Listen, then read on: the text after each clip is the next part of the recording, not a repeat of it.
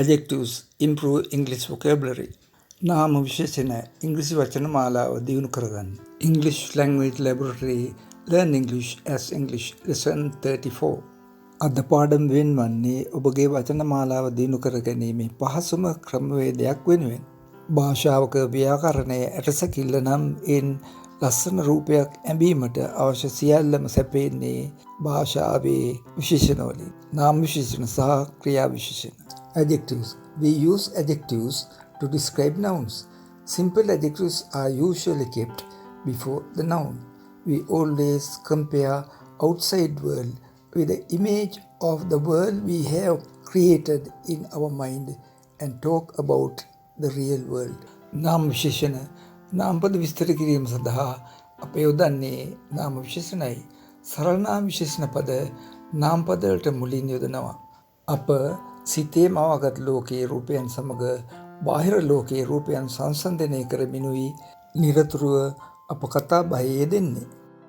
ලදරුවකු අවම ඇඳුම් වන නැපේවත් නොමැතිව නිර්වත්ත එළිය සමාජයට ගෙන එන්නේ නැති ආකාරයටම භාෂාවක නාම පදයක් අවම් වශයෙන් an ද යන අවය පදයකින් තොරව වාක්‍යයක යොදන්නට පුළුවන් කමක් නැහැ. දැන් අපි ද an පදවල තේරුම සහ ඒවා යොදන ආකාරය සලකා බලමු. ද යන පදයේ යොදන්නේ නිශ්චිත ඒකවචන සහ බහුවචන නාම පද දැක්වීම සඳහා. යොදන්නේ අවිනිශ්චිත එකක් දැක්වීම සඳහා. an යොදන්නේ අවිනිශ්චිත එකක් ස්වර શબ્දයකින් ආරම්භ වන නාම පද සඳහා. The sun, the moon, නිශ්චිත එකක්. A star, a cloud, a bird, a rainbow, අවිනිශ්චිත එකක්. An apple, an orange, an umbrella, an aeroplane. මේ නාම පද ආරම්භ වන්නේ ස්වර શબ્දයකින්. ඒ නිසා a වෙනුවට an යොදනවා. එය ශබ්ද කිරීමේ පහසුකම් දා කරන දෙයක්. විශේෂ තේරුම් දීම සඳහා සමහර නාම පද වලට මුලින් and ද පද යොදන්නේ නැහැ. මේ පින්තූරයෙන් ඔබට එය පැහැදිලි වෙනවා. I am going to school. මම ඉගෙන ගන්න පාසල් යනවා. I am going to the school. මම මේ බබා ඉස්කෝලේට ඇරලන්න යනවා. Where are you going, darling? I am going to school, auntie. Where are you going, uncle? I am going to the school. School උගන්වන ස්ථානය.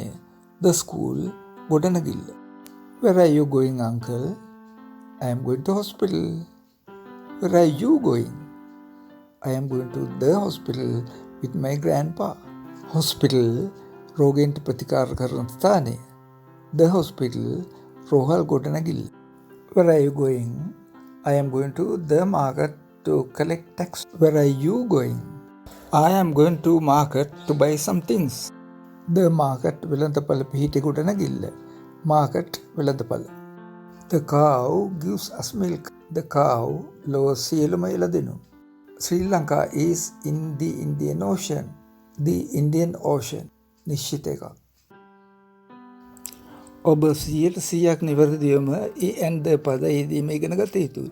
එසේ නැතහොත් ඔබ හරියට ඔබේ ගෙදර සිටින බල්ලාගේ පූසාගේ විලිවසන්නට නැපියක් ඇඳුවා වගේ පෙනේවි. Adjectives of quality or qualitative adjectives ගුණ විශේෂණ. ඔබ දකින පුද්ගලයෙක් උසයය තීරණය කරන්නේ කොහොමද? එය කරන්නේ ඔබගේ හිත ඇතුලේ මවාගෙන සිටින සාමාන්‍ය පුද්ගලයා සමග සංසන්දනය කිරීමෙන්. ඔබ ජර්මන් ජාතිකයෙක් නම් ඔබ උසයය කියන පුද්ගලයා ඔහුට මිටි ලෙස පෙනෙන්නට පුළුවන්. ඒ මන්ද ජර්මන් ජාතිකයන් හුඟක් උසයි. ඔබ ජපන් ජාතිකයෙක් නම් ඔබ උසයය කියන පුද්ගලයා ඔහුට හුඟක් මුසු පුද්ගලයෙක් වෙන්නට පුළුවන්. මේ පින්තූරය බලන්න. වම්පසින් සිටින්නේ ඔබ හිත ඇතුලේ මවාගෙන සිටින සාමාන්‍ය පුද්ගලයා. ඒ අනුව දකුණු පැත්තේ සිටින පුද්ගලයන් 4 දෙනා හඳුන්වන්නේ a short man, a tall man, a fat man, a thin man. මිටි මිනිහෙක්, උස මිනිහෙක්, මහත මිනිහෙක්, කෙට්ටු මිනිහෙක් යනුවෙන්. එක් නාම පදයක් විස්තර කිරීම සඳහා ඔබට අවශ්‍ය ඕනෑම විශේෂණ පද සංඛ්‍යාවක් යොදා ගන්නට පුළුවන්. මේ පින්තූරය බලන්න. බුක් කියනුවෙන් අපිට වාක්‍යයක යොදන්නට පුළුවන් කමක් නැහැ. ඊට හේතුව එය නාම පදයේ මූලික ස්වරූපයයි. ඒ සඳහා an ද පදයක් යෙදිය යුතු වෙනවා. මෙහි අපි යනුවෙන් යොදා ගන්න. a book පොතක්, a book, a good book, a good story book, a good short story book, a good English short story book, a good interesting English short story book, a very good interesting English short story book. This is a very good interesting English short story book. A girl, a beautiful girl, a beautiful intelligent girl, a beautiful smart intelligent girl, a beautiful smart intelligent English girl, a beautiful intelligent smart young English girl. දැරියක්, ලස්සන දැරියක්, ලස්සන බුද්ධිමත් දැරියක්, ලස්සන කඩිසර බුද්ධිමත් දැරියක්, ලස්සන කඩිසර බුද්ධිමත් ඉංග්‍රීසි ජාතික දැරියක්, ලස්සන කඩිසර බුද්ධිමත් තරුණ ඉංග්‍රීසි ජාතික දැරියක්. නාම විශේෂණ පද පහසුවෙන් මතක තබා ගත හැක්කේ එක් නාම විශේෂණ පදයක්ගෙන ඒ විරුද්ධ පදය ඒ සමග එක්ව ඉගෙන ගැනීමෙන්. A young man and old man. තරුණ මිනිහෙක් මහලු මිනිහෙක්. තරුණ මහලු. A new car and old car. අලුත් කාර් එකක් පරණ කාර් එකක්. A tall boy, a short girl. උස පිරිමි ළමයෙක් මිටි ගැහැණු ළමයෙක්. long hair, short hair. දිගු කෙස් කොට කෙස්. දිගු කොණ්ඩය කොට කොණ්ඩය. A strong man, a smart woman. ශක්තිමත් මිනිසෙක් කඩිසර ගැහැණියක්. A stupid boy and intelligent girl. මෝඩ තකතිරු පිරිමි ළමයෙක් ඥානවන්ත ගැහැණු ළමයෙක්. big ලොකු, small කුඩා, large විශාල, small පුංචි. kind කරුණාවන්ත, cruel කෲර. wise බුද්ධිමත්, foolish මෝඩ. cool සිසිල්, warm උණුසුම්. cold ශීත, hot උණු. deep ගැඹුරු, shallow නොගැඹුරු. dry වියලි, wet තෙත්. rich පොහොසත්, poor දුප්පත්. heavy බර, light සැහැල්ලු. fast වේගවත්, slow මන්දගාමී. wide පළල්, narrow පටු. bright දීප්තිමත්, dim අඳුරු. clean පිරිසුදු, dirty කිලිටි. silent නිහඬ, noisy ഘോഷාකාරී. straight ඍජු, වේවි රැලි සහිත. happy සතුටු, sad දුක්බර. sweet පැන් රස, bitter තිත්ත. lazy කම්මැලි, busy කඩිසර. easy පහසු, difficult දුෂ්කර. smooth මටතිලිටු, rough රළු. soft මෘදු, hard දැඩි. weak දුර්වල, strong ශක්තිමත්. empty හිස්, full පිරුණු. brave නිර්භීත, timid බය අඩු. fresh නැවුම්, stale පිළුණු. sharp තියුණු, blunt මොට.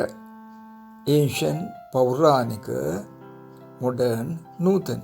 natural ස්වාභාවික, artificial කෘත්‍රිම. physical කායික, mental මානසික. notorious කුප්‍රකට, famous සුප්‍රකට. ඉහතදී අප සලකා බැලූ යුගල නාම විශේෂණ පද නිතර භාවිතාවේ තිබෙනවා. ඒවා හොඳින් මතක තබා ගන්න. මේ ගුණ විශේෂණ පදවලට අතිරේකව තවත් සරල විශේෂණ පද වර්ග 3ක් තිබෙනවා. එක් නාම පදයක් විස්තර කිරීමට වෙනත් නාම පදයක් ඊට මුලින් තබා ගන්න පුළුවන්. එසේම ක්‍රියාපදයක ing රූපය නාම පදයකට මුලින් තැබීමෙන් විශේෂණ පදයක් වෙනවා. එසේම ක්‍රියාපදයක අතීත කෘදන්ත රූපය නාම පදයකට මුලින් තැබීමෙන් ඒ නාම පදය විස්තර කරන්නට පුළුවන්. ඉදිරියේ ඇති පින්තූර 4 බලන්න. ඒවායින් මේ සරල නාම විශේෂණ පද වර්ග 4 හඳුනා ගන්නට පුළුවන්. A beautiful girl ගුණ විශේෂණයක්. A school girl නාම පදයක්. A working girl වැඩට යන දැරියක්. ක්‍රියාපදයක ing රූපය. An injured girl තුවාල ලැබූ දැරියක්. ක්‍රියාපදයක අතීත කෘතන්ත රූපය. මේ පාඩමින් ගුණ විශේෂණ පිළිබඳ ඔබට පැහැදිලි අවබෝධයක් ලැබෙන්නට ඇති. ඉතිරි සරල විශේෂණ පද වර්ග 3 ඉදිරි පාඩම්වලදී අපි සාකච්ඡා කරමු. දැන් ඔබට පැහැදිලි වෙනවා ඇති ඔබගේ වචන මාලාව දියුණු කරගත හැකි පහසුම ක්‍රමය විශේෂණ පද ඉගෙන ගැනීම බව. This is the best English course for you.